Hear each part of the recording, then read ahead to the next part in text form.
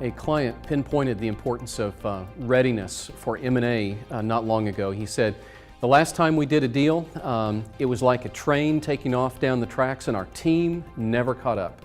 And that's a perfect way to think about it. In fact, there's been so much research done on what makes a skilled acquirer successful.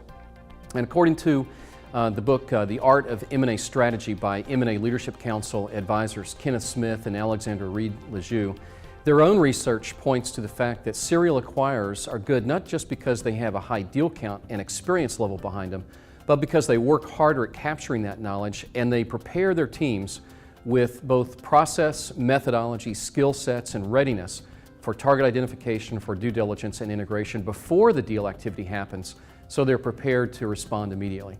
So the question becomes, rather than having you to a point where you have to do 100 deals to get ready and develop that skill set, what can you do now ahead of the game to really develop what we call an enterprise M&A competency so your teams are ready to go?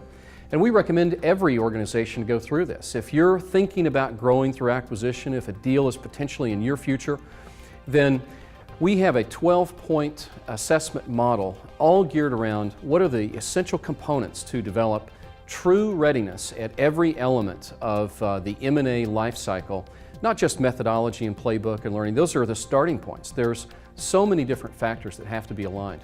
Governance, for example. Who makes decisions on deals and what will they tolerate and what will they not tolerate?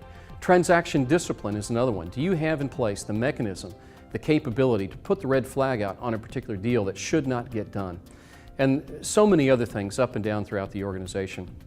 And then once you have that assessment done through survey, through interviews, through diagnostics of historical deals and results achieved, both operating and financial results from historical deals, then we can start implementing things like the playbook, the methodology, the steps and process, the tools and templates, the training.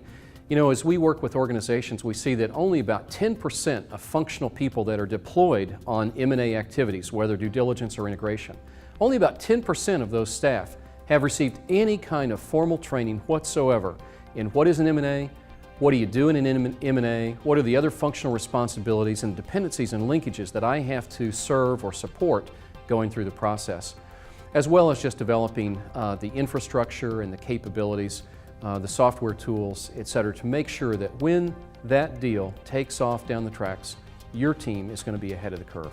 And that's the importance of strategy and readiness in M&A.